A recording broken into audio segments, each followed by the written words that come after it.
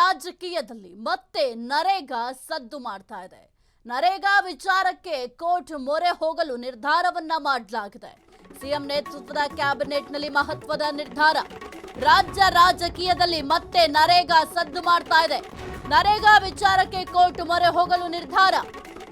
CM ನೇತೃತ್ವದ ಕ್ಯಾಬಿನೆಟ್ನಲ್ಲಿ ಮಹತ್ವದ ನಿರ್ಧಾರ. ವಿ.ಬಿ. ರಾಮ್ಜಿ ವಿರುದ್ಧ ಕೋರ್ಟ್ ಮೊರೆ ಹೋಗಲು ನಿರ್ಧಾರ. ಹಳೆಯ ನರೇಗಾ ಯೋಜನೆ ಮುಂದುವರಿಸಿ ಅಂತ ಮನವಿ. ವಿ.ಬಿ. ರಾಮ್ಜಿ ಅಧಿಸೂಚನೆಯನ್ನ ಹೊರಡಿಸದ ಸಿದ್ದರಾಮಯ್ಯ ಸರ್ಕಾರ. ಪರ್ಯಾಯ ವ್ಯವಸ್ಥೆಯೂ ಇಲ್ಲ ಅಂತ ಮನವರಿಕೆಗೆ ನಿರ್ಧಾರ. ಸಾರ್ವಜನಿಕರ ದೃಷ್ಟಿಯಿಂದ ನರೇಗಾ ಮುಂದುವರಿಸಲು ಆಗ್ರಹ.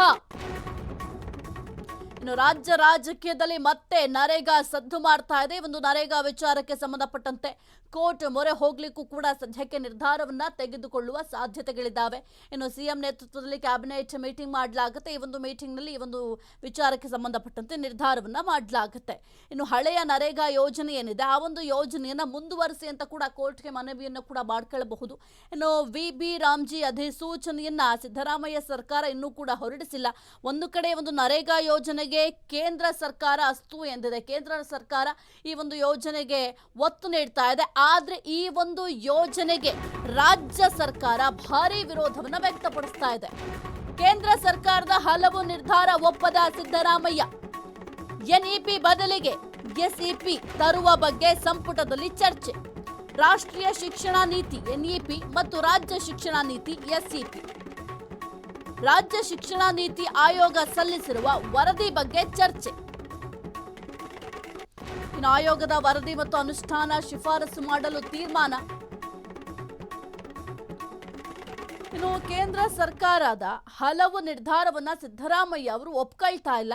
ಅದರಲ್ಲೂ ಬಹಳ ಪ್ರಮುಖವಾಗಿ ಒಂದು ಎನ್ಇಪಿ ಬದಲಿಗೆ ಏನು ಎಸ್ಇಪಿ ತರುವ ಬಗ್ಗೆ ಸಂಪುಟದಲ್ಲಿ ಚರ್ಚೆ ಕೂಡ ಮಾಡಲಾಗಿದೆ. ಮುಖ್ಯವಾಗಿ ರಾಷ್ಟ್ರೀಯ ಶಿಕ್ಷಣ ನೀತಿ ಎನ್ಇಪಿ, ರಾಜ್ಯ ಶಿಕ್ಷಣ ನೀತಿ ಎಸ್ಇಪಿ. ರಾಜ್ಯ ಶಿಕ್ಷಣ ನೀತಿ ಆಯೋಗವನ್ನು ಸಲ್ಲಿಸಿರುವಂತಹ ವರದಿಯ ಬಗ್ಗೆ ಕೂಡ ಚರ್ಚೆ. ಜೊತೆಗೆ ಆಯೋಗದ ವರದಿ ಮತ್ತು ಅನುಷ್ಠಾನ ಶಿಫಾರಸು ಮಾಡಲು ಕೂಡ ತೀರ್ಮಾನ. ಬಹಳ ಮುಖ್ಯವಾಗಿ ಈಗ ಸಿದ್ದರಾಮಯ್ಯ ಸರ್ಕಾರದಲ್ಲಿ ನೀವು ಗಮನಿಸಬಹುದು, ಕೇಂದ್ರ ಸರ್ಕಾರದ ಯೂಶಲಿ ಸಿದ್ದರಾಮಯ್ಯ ಸರ್ಕಾರ ಅಂತಲ್ಲ, ಯಾವುದೇ ಸರ್ಕಾರ ಇದ್ರೂ ಕೂಡ ಕೇಂದ್ರ ಸರ್ಕಾರ ನೀಡುವಂತಹ ಕೆಲವೊಂದಿಷ್ಟು ನಿರ್ಧಾರಗಳನ್ನು ಒಪ್ಕೊಳ್ಳೋದಿಲ್ಲ. ಆಟಗಾರರಿಗೆ ಸಿಹಿ ಸುದ್ದಿ ಕೊಟ್ಟ ಸಿದ್ದರಾಮಯ್ಯ ಸರ್ಕಾರ. ಕ್ರೀಡೆಗಳಲ್ಲಿ ಸಾಧನೆ ಮಾಡಿದವರಿಗೆ ಸರ್ಕಾರದ ಗುಡ್ ನ್ಯೂಸ್. ರಾಜ್ಯ ಸಿವಿಲ್ ಸೇವೆಗಳ ನೇಮಕಾತಿಯಲ್ಲಿ ಶೇಕಡ ಹುದ್ದೆ ಫಿಕ್ಸ್. ಶೇಕಡ 2% ಮೀಸಲಾತಿ ನೀಡಲು ಕ್ಯಾಬಿನೆಟ್ ನಿರ್ಧಾರ. ಇನ್ನು ನಾಗರಿಕ ಸೇವಾ ನೇಮಕಾತಿ ನಿಯಮ 2026 ತಿದ್ದುಪಡಿ ನಿಯಮಕ್ಕೆ ಅನುಮೋದನೆ ನೀಡಿದ ಕ್ಯಾಬಿನೆಟ್ನಲ್ಲಿ ಸಾಕಷ್ಟು ವಿಚಾರಗಳ ಬಗ್ಗೆ ಚರ್ಚೆ ಮಾಡಲಾಗಿದೆ. ಅದರಲ್ಲೂ ಬಹಳ ಪ್ರಮುಖವಾಗಿ ನರೇಗಾ ವಿಚಾರ. ಈ ಒಂದು ನರೇಗಾ ವಿಚಾರಕ್ಕೆ ಸಂಬಂಧಪಟ್ಟಂತೆ ಕೇಂದ್ರ ಮತ್ತು ರಾಜ್ಯ ಸರ್ಕಾರದ ನಡುವೆ ವಾಕ್ ಸಮರ ಕೂಡ ನಡೆದಿತ್ತು. ಇನ್ನು ಕೆಲವೊಂದಿಷ್ಟು ವಿರೋಧಾಭಾಸಗಳು ಕೂಡ ರಾಜ್ಯದಿಂದ ವ್ಯಕ್ತವಾಗಿತ್ತು.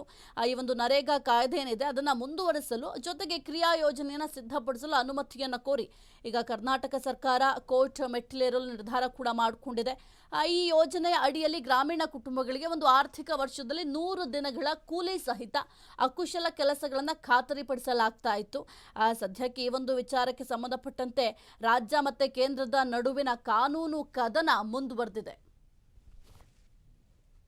ಕ್ಷಣ ಕ್ಷಣದ ಸುದ್ದಿಗಳಿಗಾಗಿ ಫ್ರೀಡಂ ಟಿವಿ ಸಬ್ಸ್ಕ್ರೈಬ್ ಮಾಡಿ, ಲೈಕ್ ಮಾಡಿ ಹಾಗೂ ಫಾಲೋ ಮಾಡಿ. ಹೊಸ ಸುದ್ದಿಗಳ ನೋಟಿಫಿಕೇಶನ್ಗಾಗಿ ಬೆಲ್ ಐಕಾನ್ ಮೇಲೆ ಕ್ಲಿಕ್ ಮಾಡಿ.